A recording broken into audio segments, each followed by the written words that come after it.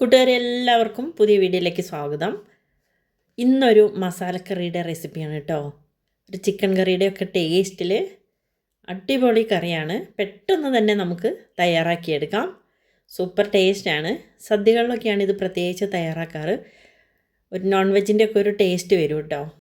ഇത് ചോറിൻ്റെ കൂടെയും ചപ്പാത്തിയുടെ കൂടെയൊക്കെ സൂപ്പർ ടേസ്റ്റാണ് ഇത് ചേർത്ത് കഴിക്കാനായിട്ടോ. നമ്മൾ അടുക്കളയിലൊക്കെ കിഴങ്ങൊക്കെ എപ്പോഴും ഉണ്ടാവില്ലേ. ഒരല്പം ഗ്രീൻ പീസും കൂടി ഉണ്ടെങ്കിൽ വീട്ടിലുള്ള കുറഞ്ഞ മസാലകൾ വെച്ച് അടിപൊളി ടേസ്റ്റിൽ ഇത് തയ്യാറാക്കിയെടുക്കാം. എല്ലാവരും വീഡിയോ ഫുള്ളായിട്ടൊന്ന് കണ്ട് അഭിപ്രായം പറയുമോ. ലൈക്ക് ചെയ്യാൻ മറക്കില്ലേ കേട്ടോ. കൂടെ സബ്സ്ക്രൈബും കൂടി ചെയ്തേക്കണേ. ഇനി ഈ കറി തയ്യാറാക്കാനായിട്ട് കിഴങ്ങും പച്ചമുളകും വെളുത്തുള്ളി ഇഞ്ചി സവോള തക്കാളി ഇത്രയും സാധനങ്ങളാണ്. പിന്നെ വേണ്ടത് ഗ്രീൻ പീസാണ് കേട്ടോ. ഗ്രീൻ പീസ് തലേദിവസം വെള്ളത്തിലിട്ട് കുതിർത്തെടുത്ത് വേവിച്ചെടുത്ത് വെച്ചോ. പിന്നെ പച്ചക്കറികളൊക്കെ ഒന്ന് നമുക്ക് അരിഞ്ഞെടുക്കാം. കിഴങ്ങിൻ്റെ തോലൊക്കെ കളഞ്ഞ് കട്ട് ചെയ്തെടുത്തു. കുറച്ച് സമയം വൈകുകയാണെന്ന് വെച്ചാൽ വെള്ളത്തിലിട്ട് വെക്കണം കേട്ടോ, കറക്കാതിരിക്കാൻ. തക്കാളിയും സവോളയും പച്ചമുളകും ഇഞ്ചിയും വെളുത്തുള്ളിയൊക്കെ ചതച്ചെടുത്ത് വെച്ചിട്ടുണ്ട്. അരിഞ്ഞാലും കുഴപ്പമില്ല കേട്ടോ, നൈസായിട്ട് അരിഞ്ഞാൽ മതി. എന്നിട്ട് നമുക്കിതൊന്ന് വഴറ്റിയെടുക്കേണ്ടതാണ്. അതുകൊണ്ട് എല്ലാം ഒന്ന് നൈസായിട്ട് അരിയണം.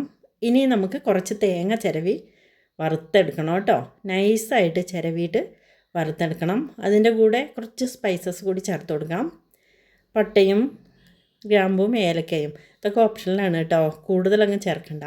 ഈ സ്പൈസസിൻ്റെ ടേസ്റ്റ് മുമ്പിൽ വന്നു കഴിഞ്ഞാൽ ഈ കറിക്ക് നല്ല ഒരു രുചി ഉണ്ടാവില്ല. ഇഷ്ടമുള്ളവർക്ക് ചേർക്കാം. ഇതല്പം കൂടിപ്പോയി. ഞാൻ എന്നിട്ട് കറി വേവിക്കുമ്പോഴേ ആ പട്ട മാറ്റിയിട്ടോ. എന്നിട്ടും കുറച്ച് ഫ്ലേവർ കൂടി. അതുകൊണ്ട് അധികം ചേർക്കണ്ട കേട്ടോ.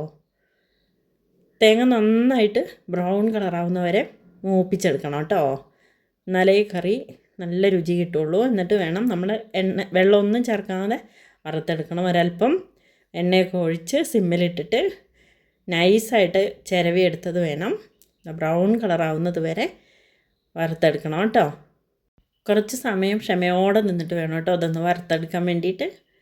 മല്ലിപ്പൊടിയൊക്കെ വേണമെങ്കിൽ ഇതിൽ കൂടെ ചേർക്കാം. ഞാനൊന്നും ചേർത്തിട്ടില്ല. അത് നന്നായിട്ട് മൂത്ത് വന്നു. ഇനി തണിഞ്ഞിട്ട് നമുക്കിത് വെള്ളം ചേർക്കാതെ മിക്സിയുടെ ജാറിലേക്ക് ഇട്ടിട്ട് ഇതൊന്ന് അരച്ചെടുക്കാം. ഞാനിതിൽ ചേർത്ത പട്ടയും ഏലക്കായൊക്കെ ഒന്ന് മാറ്റിയിട്ടുണ്ട് കേട്ടോ, കൂടുതൽ ഫ്ലേവർ വരാതിരിക്കാൻ വേണ്ടി. ഇനി ഒരു ചട്ടി ചൂടാക്കി അതിലേക്ക് വെളിച്ചെണ്ണ ഒഴിച്ചു കൊടുത്തിട്ട് കടുകിട്ട് കൊടുക്കാം. പിന്നെ ഒരു നുള്ള് വലിയ ജീരകം കൂടി ചേർക്കണം. ഒന്ന് പൊട്ടി വരട്ടെ കേട്ടോ, അത് വീഡിയോയിൽ വന്നിട്ടില്ല. പിന്നെ ഒരു കുഞ്ഞു കഷ്ണം പട്ടയും ബേ ലീഫും ഒക്കെ അവരവരെ ഇഷ്ടം പോലെ ചേർത്ത് കൊടുക്കാം. അതിനുശേഷം നമ്മൾ നൈസായിട്ട് കട്ട് ചെയ്ത് വെച്ചിട്ടുള്ള സവോളയും ഇഞ്ചിയും പച്ചമുളകും വെളുത്തുള്ളി എല്ലാം കൂടി ചേർത്ത് നല്ലപോലെ ഒന്ന് വഴറ്റിയെടുക്കണം. ഹൈ ഫ്ലെയിമിലിട്ടിട്ട് നല്ലപോലെ ഒന്ന് വഴറ്റിയെടുക്കണം കേട്ടോ.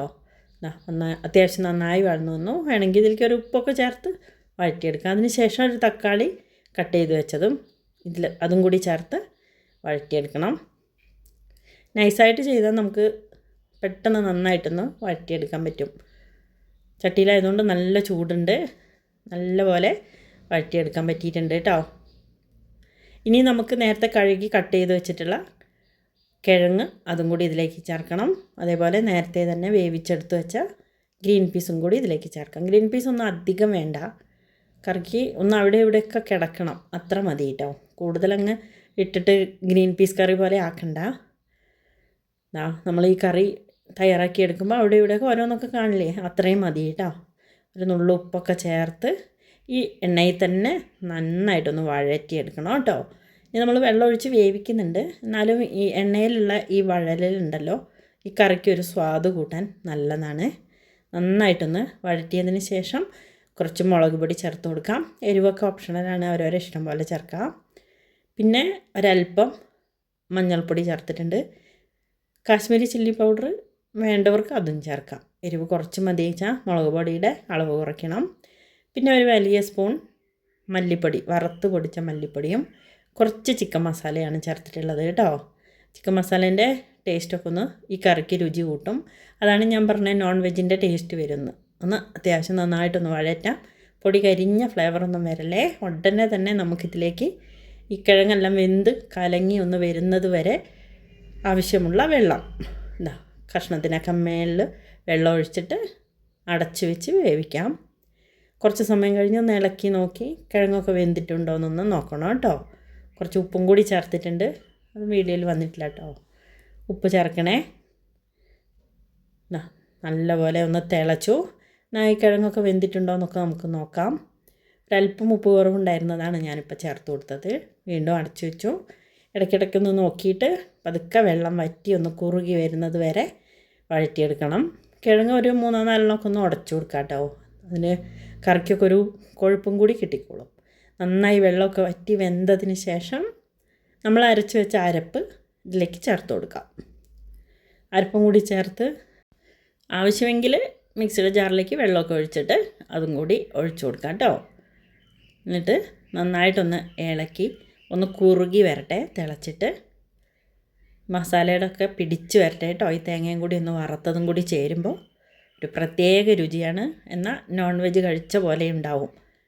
സൂപ്പറാണ്. എല്ലാവരും ഉണ്ടാക്കി നോക്കൂ. വീണ്ടും നമുക്ക് മറ്റൊരു വീഡിയോയുമായി വരാം കേട്ടോ.